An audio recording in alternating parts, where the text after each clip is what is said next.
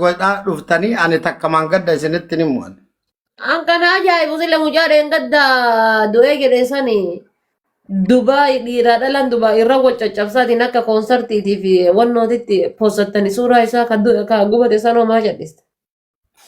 Wallahi waan ofiiti baga rabbi si fide asililee baga rabbi fide. Warri Dubai bar bakka waa jiru malee miskiina biran dhaabatu hin beektu ati. Mucaan du'e kaawu mucaan du'e. Warri Dubai du'aa jiru irratti waa hunda keessatti ija laala. Bakka wayyaa dhaabata. Ijaafi biti bar. No. Amala ijoollee Dubai natti anumaa wal jaalannaami. Wallahi ijoolleen Dubai bakka na argaa malee bakka namummaan dhaabatu. Parsantiin 95. Wanti. Amma faadaa mucaan sun maal qabaaf akkasii postatan jenna nuti. Mucaa kamiin? Mucaa dheengadda du'e san. Mucaa jechuun waliin jireenyallee qabnaa namni hedduu ijoolleen hedduun illee beektii mucaalleen hariiroo gaarii ijoolleen qabaa namallee. Hiriyoonni isaallee jajjabdu itti dabali warra akka Imraan fa'aa jira. Dhageeffadhaadhaa isinii hima warra akka Imraan Kamaal. Shuu Imraan hin dhiisi. Fakkeenya amma anarraa yoo fudhatte namoota du'anii awwaalan kana keessa haga mucaasanii boo'ee nama tokkoon boonne haqa sitti ba'an. Maaliif? Waan garaa nama nyaata rabbi isaa haaraan. Walitti dhiyeenya qabna wajjin nyaanne wajjin dhuyne ani du'uun duratti guyyaa sadi dura naa bilbilee waan garaa nama nyaatu naan jedhe akka caarraa bilbilli kiyyallee na jalaa badee ani beeytaa waa'ee isallee osoo irraan dubbatiin gastii mana namaa keessatti dhaga'e bilbila nuuraa kaargotiin liivii namaa seenee dhaga'e wallaahi qalbiin na cadha. Akka itti namni sun bahe argitee jirta. Walumaa galatti sababni akkasitti namni baay'achuu danda'eef hin beekanii waliinillee jiranii walii nyaatan. Ka amma asliin jedhe sirri namni biyya kana keessa jiru bakka amma isin jirtan amma osoo yaada wayii kaafne irra dubbanne namni ergatu baay'ee namni waa dubbachuu barbaadullee baay'ee sii gala bakka na argaatana namni hedduun hin fiiga garuu rabbiif jecha namni nama wajjin dhaabbatu osoo jiraate dhiisaa nama hundaa mucaa ibiddaan gubate obboleessa mucaa kanaa ka waggaa tokko hospitaala keessa jiru qaamanillee dhaqee namni arge jira. Oi Mubarak Musammaa Joon godhe akka barate yoo fiigeen tarin. Qaamanillee argee ka dhaqe jira. Gadi bahee waa tokko irraan dubbanne. Kunuyyuu dhaabbatanii ilaaluu nama barbaachisa. An dhugaa isinitti hima. Asliillee haadha faaxeellee. Gaafa nama gargaarsiftan namoota gargaarsisan keessatti nama akka kanaa laala. Hin nyaatu hin dhugu oksijiinii koomaa keessa ture jechuudha. Mucaan kun shaantaa isaa fidee biyya naa ergii jedhe eessa deemuu edda jennaan hin booye. Mee ganna lakkisii jedhe teessisee tasgabbeessee yoo dubbisu ani of ajjeesuu fi an dhalee ilmoo qabaa ilmoon xiyyanarraa haftee jirti jireenya mucaa kanaa arguu manna iyyallee booyellee dadhabee namni na jala dhagahuu didee jira haga ilmi namaa na wajjin xaarte jirta afoo inaalilla yoo si balleesse mana seenuu dide shaantaan akka inni jechuudha giddii qabee seensisee amma kunoo na bira jira isinis haga rabbiin isin dandeessiseen namni ila 5,000 20,000 kuma akkasii san dhiisa chaalenji ma 200 namni bira haa dhaabbatu raasalkeemaa lafa sa'aa tokkoof daqiiqaa 45 lukaan deema mucaan kun wallahi gaafa qabu taaksiin kaarliiftiin deema gaafa dhabe lukaan deema akkasitti dhaga'ee luuyittillee kunoo dhiita'ee haganni ga'u laaluu hin dandeettan lukaan deemaa ture sanillee dhiisa yeroodhaa yerootti fujeeraa deema waan ta'eef namichi hojii hojjetaan jirtu tawakkal jedhee ofirraa baasee jira. Kanaaf gargaarsa yoo dura mana asliititti goona jennee asliin isintu biyya san keessa jira. Dhukkubsatallee biyya san keessa jira. Dhukkubsata isinis wal arguu dandeettanii obboleessi mucallee isin bira jira. Kanaaf manuma kan keetti haa ta'u jedhee deebinaa deebise. Yoo dandeettan ammallee beeksisa zuurii dura anillee maxxansa. Manuma keessan yoo ta'e irra gaariidha. Namoonni hedduulleen isin jala dhufanii hedduun illee isin dhagaanii kanaaf yoo dandeettan rabbiif jedhaati mucaan kunuu gargaarsa barbaadaa jira obboleessa isaa san bira dhaabannee haatillee alkaaruu hidhanii taa'aa jirti obboleettiin isaa takkallee ta suudii jirtu dalagaa dalaguu hin dandeenye dhaabdee sababa pileeniin hin jirreen gara biyyatti galuu hin dandeenye faamiliin isaanii hunduu rakkoo hamaa keessa seenee jira sababa mucaa kanaa jechuudha du'een duunee jiraateen jiran kanaaf haati fi abbaanis ka jechaa jiran akkuma jiru sanin nu galchaa hin awwaalannaa waan jedhu kaasanii dubbachaa jiranii haga danda'amaa ta'een bira haa dhaabannu jabaadha sagalee taafi mucaan sagalee dhabe jaran wallahi mucaan sagalee dhabe. Ana nu baba kasi gaafadhu. Isa kana yaalli isaa hagana birree hagana barbaachisanii fayyaa bakka isaa tutulitti hin deebi'a jedhamee wonna kaayameeftu jiramu gara biyyaatitti galchuu barbaadammoo akkami haala taanis. Haalli isaa ani akka yaada kiyyatti mucaan kun osoo asumatti yaalamee natti tolaa yaalamaa jiras doktoroota gaafadhee ture. Mucaan gara biyyatti galee yeroo dheeraadhaaf yaalamuu qabaa. Kanaaf imbaasiin biyya kana keessa jirullee dhufee nu dubbisee jira. Haga danda'amaa ta'een hospitaalli biyya san keessaa iimeel godhanii walii deebisanii doktorri godhamee fi gara biyyatti galee waggaa tokko fudhachuu danda'a jedhe. Infekshiniin qaama isaa keessa jiru kun baakteeriyaan keessaa baduuf. Ji'a 9 tursiisuu danda'a, ji'a 8 tursiisuu danda'a. Mucaan kun duraan ijaan hin argu. Amma ijaan sirri ilaala. Gaafa amma kiyaar dhaqeen waliin dhaqee ilaale san kiyaari erga viidiyoo achi dhaabannee hojjechuu eegallu mucaan kun hirqee fooqisee booyee imimmaan as jala wal ga'e. Kana jechuun ofit deebi'ee jira naan jedhe doktorri ilaal. Ofit deebi'ee jira jechuun isaa sun sirri. Faamiliin dhufee ilaaluu qaba. Tiriit gochuudha qabdanii. Yoo ijaan nama arge saayikooloojikaalii fayyaa deemaa. Yookaan immoo yoo namni irraa dhabame mucaan miidhama saayikooloojikaalii miidhamuullee danda'a. Koottaa deddeebi'aa laalaa jedhe mucaan. Mucaan kun qo'i wannoo hin qabu biyyarraa erga dhufe hin turree miti. Maaliif kaampaaniin dhufee miti wanna inshuraansii hin qabu mucaan kun. Wanni kun wal xaxaadha laala haadha faatee amma kanarra deebii kennuu hin danda'u. Kaampaaniin inni gale sun kaampaanii seera qabeessaa miti jedha.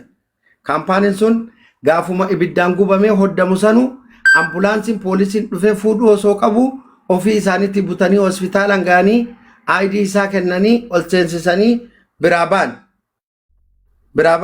baaniitiin ka jedhan kaampaanii san poolisiin itti deebi'ee laalee ilaalle adoon poolisiin dhaqee abbo isaan achuma fuudhanii achumaan ga'anii biraallee ta'an. Kanarraa Ukkota kaampaaniin kun bakki inni beekamaa miti bakki inni hojjetu barsiilaa osoo jala deemtanii wannummaa yaala asirratti gaafa afur deeme kadhachuu barbaachisu hin jiru maaliif jennaan mucaan kun tokkoffaa erga dhufee haara lammaffaa erga dhufeeti namni tokko miidhamaan tokko qaama wannoo harkatti yoo miidhame inshuraansii mataa isaa qaba bar silaa hadha kan yaaluu qabu kaampaanicha yaaluu qaba doolchee takka baasuun qaban ni tulee biyya galchuu silaa akkas ta'e gara biyyatti illee agalu yoo ta'e silaa kaampaanii santu galcha dhugaa keeti. Ani gaafa afur deeme abboo hospitaala osoo hin deemin dura raasalkeema waajjira poolisii waan quba qabnu hin jiru jedhan. Gaafa yeroo afur deemee jechuun hospitaala raasalkeemaatii fi hospitaala awwala inni dhaqee fi waajjira poolisii naannoo kaampaaniin sun jiru. Kaampaanii masanuu hin beeynuu jedhan. Sii galee achi yoo dhaqee Rabbeessisa. Kanaaf akka dandamaa ta'e maal goona ree nuti. Sanii baramma asli baramma akka asirra ta'aniitiin doolchee bakkannee walitti guuru walitti kadhachuu irra silaa.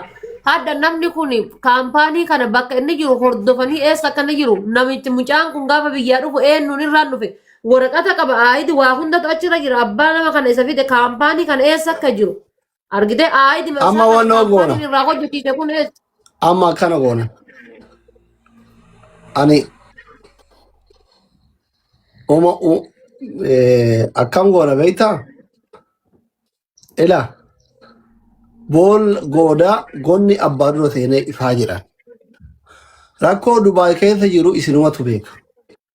Gara kaaniin akka yeroo kaan eebba fi maalii kana hin dho'isan yoo jettan seerri seera. Namni biyya kamuu jiru seera biyya kamuutu hin beeku. Ila fakkeenyaaf amma biyya kanatti biyya kana mootummaa Itoophiyaa fakkeenyaaf jalan jiru namni biyya kana parsantiin 99 mootummaa Itoophiyaa jalan jiru qayi masqalii jala jira UNHCR jala jira. Garuu immoo osoo makiinaan tokko si dha'e osoo namni tokko si ajjeese imbaasiin biyya kana mootummaan Itoophiyaa si gaafachuu hin danda'a mirga qabu zeegaa isaati. Amma si galee kan ibiddi gubee miti jechuudha. Tokko kana seera. Seerri hin beeysa. Kun waan afaan qofaan gaafatanii hin beeynuu biraa deemnu miti. Kanaaf amma furmaanni maa inni obboleessi illee si bira jira. amma illee rasiidee baa rakkoon qabu kun nama 700 dhageeffataa jira haadha faata yaallee jira si yaallee jira obboleessi illee si bira jira mucaan dhukkubsate illee achi jira sini galee miti kamisa mana kee banii anaafaati faati firiyoonni kenna birallee uummanni nu jala jirullee hin dhufna si galee miti waan rabbiin nu laaffise walitti hin guurra waan walit guurame san yoo yaala geetteef isseeyyo yoo yaala mootu hanqatte karaa seeratiin akka hordoffiin godhamu karaa mootummaatiin karaa imbaasitiin lubbuu namaatikko si galeemi ilaama biyya kana qaba jira akka durii miti qaba jira gaafatii qabaan jabaatu ijoolleen asii gizee hidhaman farramuu ni dandaqanii warri kun imbaasitti imeelii godhee nuti isin jalan jirru seeran hin dhufne waraqaa nu kenninaa jedheen manni dhaa ol guutaa ifatanii dhiisanii amma Suudaan fi Eertiraa qofa qaban nuun qaban qabanillee gad dhiisan situ hawaasa achi keessa jiru irratti hojjetata ijoolleen jiru baay'inaan ka heera iyyuu hin qabne biyyi kun baay'ee ulfaata si galee miti mootummalleen akka waraqaan kenneef ijoolleen imeelii godhattee nuti si jala hin jirru UN jala jirra dhimmi keenya sin ilaallatu wanni bisbaasee nuu kennituuf hin jiru yaanii dhufirra mootummaan Itoophiyaa bisbaasee dhoggate bakka geessuun qaba waan nyaachisuun qabu gizee mannidhaa guutuu gadhiisuu eegale jechuudha.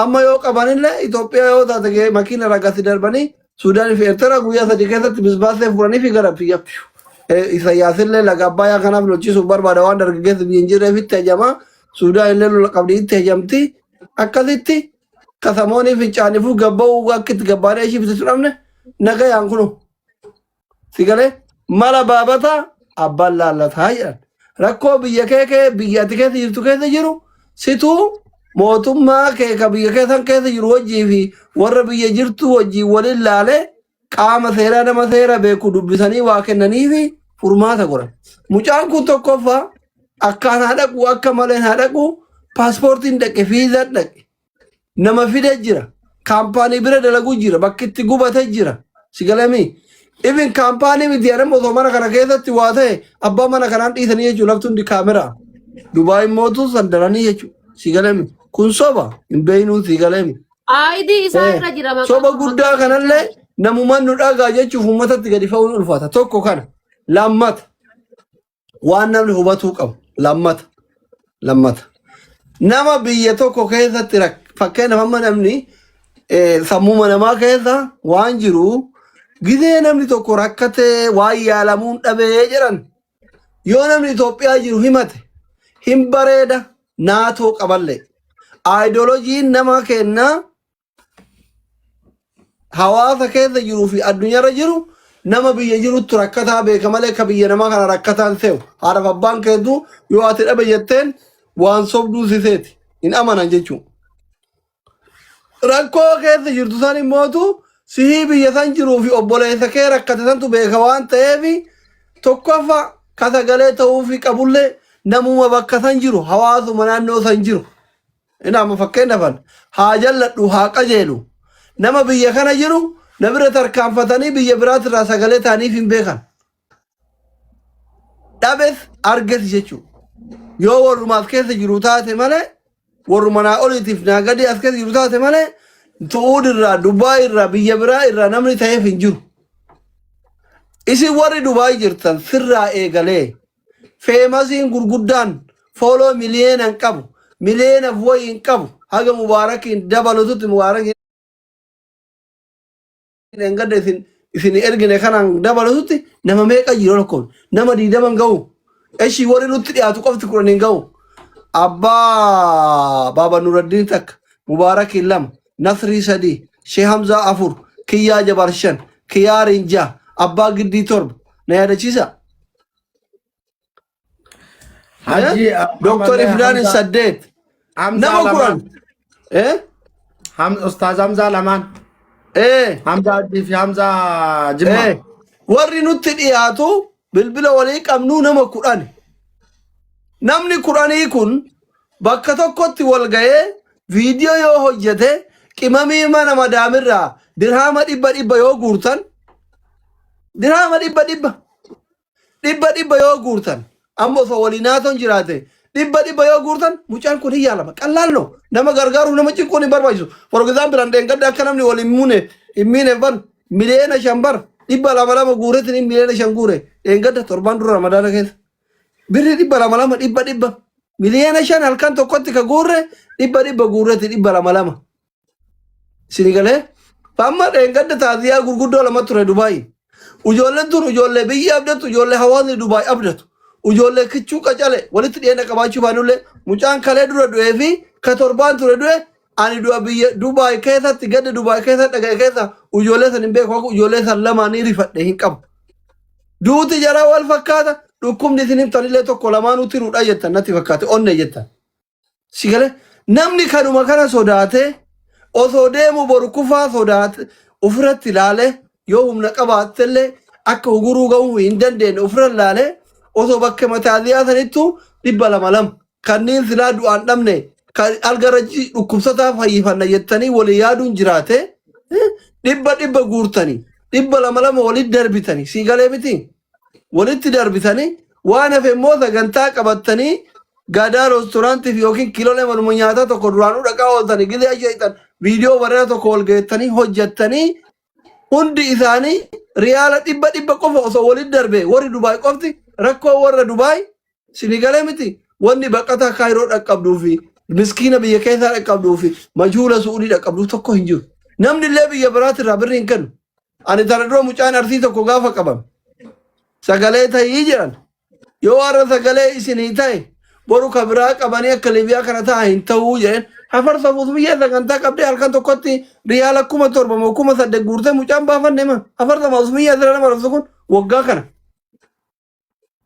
hafarsafuus biyya yoo yaadatan ta'e mucaa arsii kara diidaa wayiiti na akkasii warri koomentiin dogoggore akkas anuun qofa qaba soo kanaafi rakkoo biyya kee keessa jiru namni Dubaay jiru dalagaa qaba feemasiin jira birriin jira hawaasni jira kumaatamaan jira ibi nama dalagaa hin qabne suuqirra deemtanii yoo guurtan sinigalee miti waan furamuu danda'u kun jechuudha sinigalee mi hititii fi eyyeyyeen barbaachisu garaa walii garanaatoon dhugaa jiraannan namni illee mootu ila namni kenna aslan maal laala bakkaa fi akka uffata silaala habibi Dubaay keessa warri gurguddaan akka kenna makiinaa bishaan lagaa fakkaatu kana oofu dalagaa babbareede qaba ujalatti sarraatanyaa qaba biyyarraa fidatee miskiina nuun dhaga'uu jechuu kenna gurguddaan osoo meeqa jiru baqataan biyya baqaa keessa waan nyaatee bulu hin qabne gargaarsa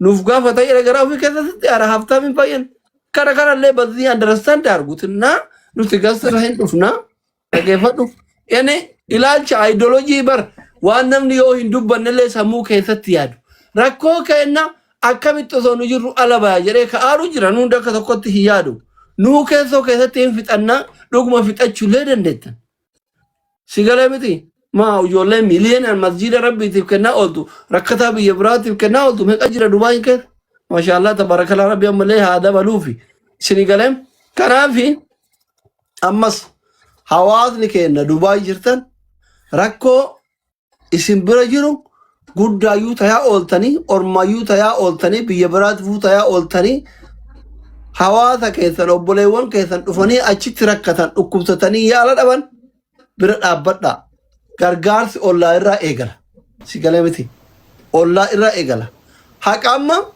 warra biyya biraatirra ijoolleen Dubaay haqa walirraa qabdan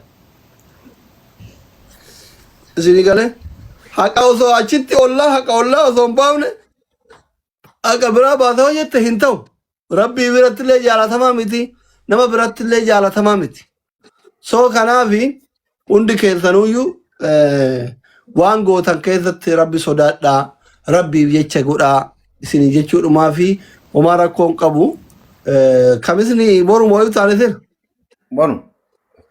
boru kamisa boru warri Dubaay hundumti keessan dhiiraaf dubartiin koottati mana baabaa nuuradiinitti nullee hin dhufnaa waan dandeettaniin obboleessa keessan bira dhaabbadha obboleessa keessan fayyifadha thank you so much ulfaadha galatooma inshallah akkasuma wayya